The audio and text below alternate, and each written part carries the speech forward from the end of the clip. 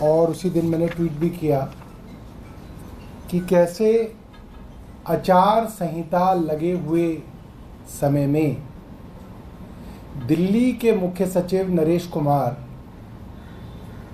दिल्ली में दक्षिण दिल्ली से भारतीय जनता पार्टी के चुनाव लड़ रहे रामवीर सिंह विदुड़ी के साथ और भारतीय जनता पार्टी के नेताओं और आरडब्ल्यू के साथ मीटिंग करते दिखे। ये जानकारी मुझे भारतीय जनता पार्टी के ही एक्स एमएलए ब्रह्म सिंह तंवर के फेसबुक प्रोफाइल से मिली, ये आप देख सकते हैं। और ये कहते हैं कल श्री राम, ये 25 अप्रैल को लिखते हैं, कल यानी कि 24 अप्रैल को कल श्री रामवीर सिंह विदुड़ी जी के साथ दिल्ली के चीफ सेक्रेटरी साहब के पास गए और लोकसभा एवं छतरपुर विधानसभा के विभिन्न विषयों को रखा। और इसके अंदर ये मुख्य सचिव की तस्वीर आप देख सकते हैं, जिसके अंदर रामवीर सिंह विदुड़ी और वहाँ पे अन्य लोकल लोग छतरपुर के बैठे हैं। ये चीफ सेक्रेटरी के कमरे से बाहर निकल के रामवीर सिंह विदुड़ी जी के साथ इन सबकी फोटो है। मैंने ये पत्र एमएचए को लिखा, इसलिए लिखा क्योंकि पिछले 2-3 महीने जब ये आचार संहिता चली, जब मुख्य सचिव को किसी काम के विषय में कहा गया, मीटिंग के विषय में कहा गया, हर बार मुख्य सचिव और अन्य अधिकारियों ने कहा साहब इस वक्त आचार संहिता लगी हुई है। तो आचार संहिता के चलते मोहल्ला क्लिनिकों के अंदर डॉक्टरों की तनख्वाहें रोकी गई और मैंने मीटिंग बुलाई तो मुझे कहा गया आचार संहिता लगी हुई है, डॉक्टरों की तनख्वाह रुकी रहे मगर आचार संहिता लगी हुई है इसलिए मीटिंग नहीं हो सकती। अस्पतालों के अंदर दवाइयों की कमी हुई तो मैंने मीटिंग बुलाई तो मुख्य सचिव ने खुद फाइल पे लिखा है कि क्योंकि आचार संहिता लगी है तो इस तरीके की मीटिंग नहीं हो सकती। चलिए ठीक है। दिल्ली के अलग अलग विभागों में, जो कि विभाग मेरे पास नहीं आते हैं, पीडब्ल्यूडी हुआ, एमसीडी हुआ, उन विभागों को जो नाले साफ करने का काम दिया गया था उसमें कितने नालों की सिल्टिंग हुई, डिसिल्टिंग हुई, ये बताइए। ये मैंने जब मुख्य सचिव से पूछा तो जवाब आया कि साहब आचार संहिता लगी हुई है।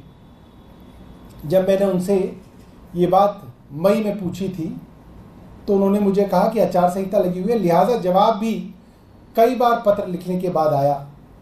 तो मैंने मुख्य सचिव से पूछा कि भाई आचार संहिता में आप डॉक्टरों की दवाइयों, डॉक्टरों की तनख्वाह की मीटिंग नहीं करना चाहते, अस्पतालों में दवाइयाँ नहीं है इसकी मीटिंग नहीं करना चाहते, डिसिल्टिंग की रिपोर्ट नहीं देना चाहते, तो आप ये रामवीर सिंह विदुड़ी के साथ किस चीज़ की मीटिंग कर रहे हैं आचार संहिता के दौरान, जबकि वो एक कैंडिडेट है।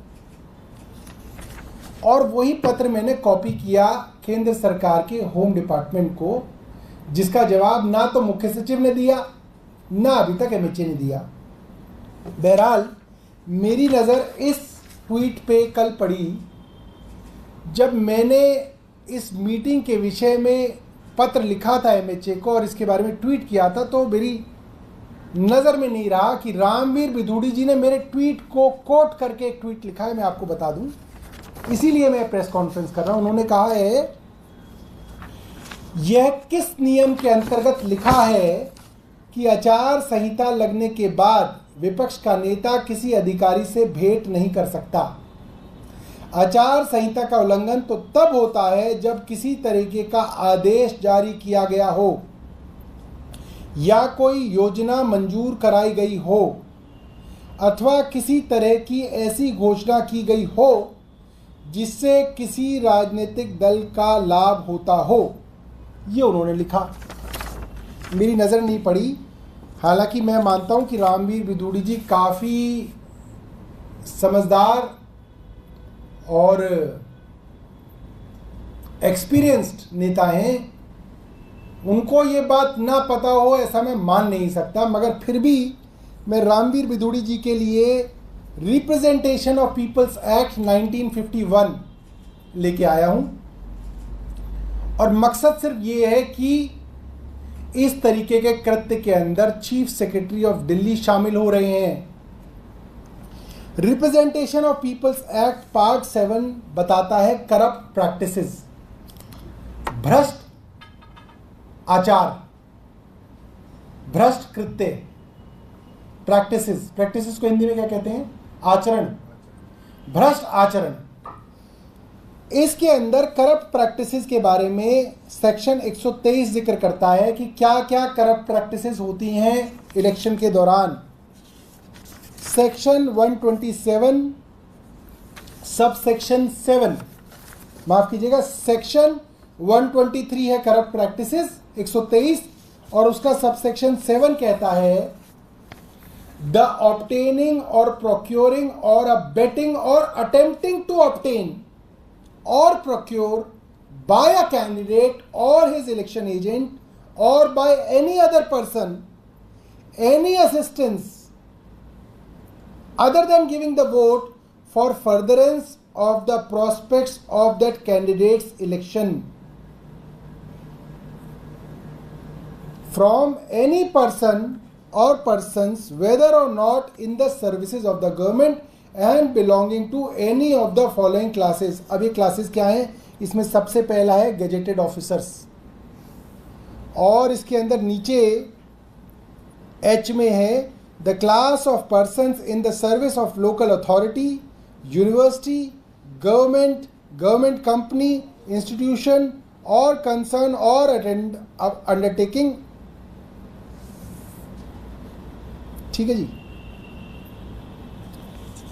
तो ये सेक्शन ये कहता है कि कोई भी सरकारी अधिकारी यदि किसी कैंडिडेट की मदद करता है, मदद करने की कोशिश करता है, मदद करने जैसा दिखाता है, या कोई भी ऐसा काम करता है जिससे ऐसा लग रहा है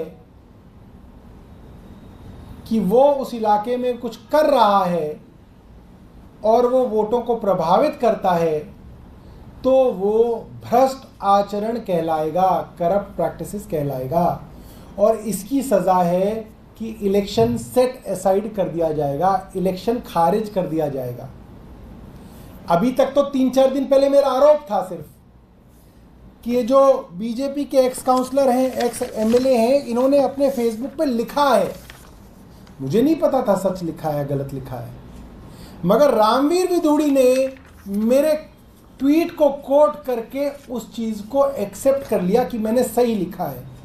मीटिंग तो हुई है और रामवीर सिंह विदुड़ी जी उसमें चीफ सेक्रेटरी से मिले हैं, और ये जो एमएलए साहब हैं इन्होंने खुद जो लिखा है उस पोस्ट पे लिखा है, कल श्री रामवीर सिंह विदुड़ी जी के साथ दिल्ली के चीफ सेक्रेटरी साहब के पास गए और लोकसभा एवं छतरपुर विधानसभा के विभिन्न विषयों को रखा। लोकसभा के विषयों को रखा का क्या मतलब है? लोकसभा एवं छतरपुर विधानसभा के विभिन्न विषयों को रखा। रामवीर सिंह विदुड़ी छतरपुर के तो एमएलए नहीं है, ना लोकसभा के सांसद थे, हाँ लोकसभा के प्रत्याशी थे, विधायक तो वो बदरपुर के थे, बदरपुर के विषयों को रख रहे थे, तो भी बात समझ में आती। ये तो छतरपुर के विषयों को रख रहे हैं, और उनके साथ ही भारतीय जनता पार्टी के नेता उसको फेसबुक पे डाल रहे हैं। इसका मतलब चुनाव के अंदर वोटर को प्रभावित कर रहे हैं कि हमारे नेता इतने काबिल हैं कि मुख्य सचिव से मीटिंग कर रहे हैं चुनाव से महीने भर पहले कि कैसे छतरपुर को और लोकसभा में अच्छे अच्छे कार्य किए जाएं। तो ये सीधा सीधा प्रभावित करने वाले काम है। और सबसे बड़ी बात, इसमें दिल्ली के मुख्य सचिव शामिल रहे। इस तरीके के भ्रष्ट आचरण के अंदर मुख्य सचिव शामिल रहे। इससे साफ पता चलता है कि वे इस चुनाव के दौरान भारतीय जनता पार्टी के एजेंट की तरह काम कर रहे थे। He was working like an agent of BJP. This is proved now. और ऐसे भारतीय जनता पार्टी के एजेंट की तरह काम करने वाले आदमी को पहले तो भारतीय जनता पार्टी की सरकार ने 6 महीने की एक्सटेंशन दी। क्यों दी भाई? दिल्ली में और कोई काबिल अफसर नहीं है? दिल्ली के अंदर तो बहुत सारे एक्सपीरियंस ऑफिसर हैं, दो तो एडिशनल चीफ सेक्रेटरी बैठे हुए हैं जो चीफ सेक्रेटरी के स्केल पे हैं, चीफ सेक्रेटरी की योग्यता रखते हैं, उनको नहीं बनाया जा रहा।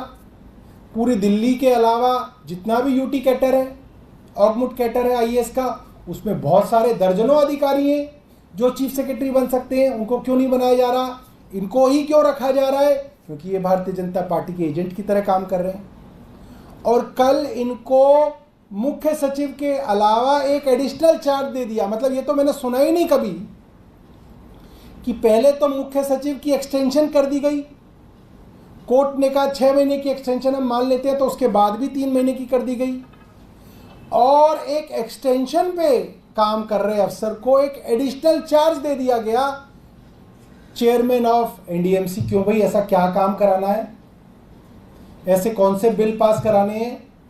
ऐसा क्या काम है जो पुराने चेयरमैन एनडीएमसी के नहीं कर रहे थे, जो इनसे कराने की जरूरत पड़ गई? कोई ऐसी बात है तो बताई जाए। इसके ऊपर बड़े संदेह उत्पन्न होते हैं, क्यों एक अफसर को इस तरीके से एडिशनल चार्जेस दिए जा रहे हैं, जो अफसर सीधा सीधा भारतीय जनता पार्टी के लिए काम करते दिख रहे हैं। तो मैं दोबारा से केंद्र सरकार के गृह मंत्रालय को ये निवेदन करूंगा कि इसके ऊपर कार्रवाई करें। हमने कंप्लेंट की, ऐसा नहीं है कि वे इसके ऊपर बैठे रह सकते हैं, वे इस पर कार्रवाई करें। और कोई आपके पास प्रश्न हो तो पूछ सकते हैं। 24 अप्रैल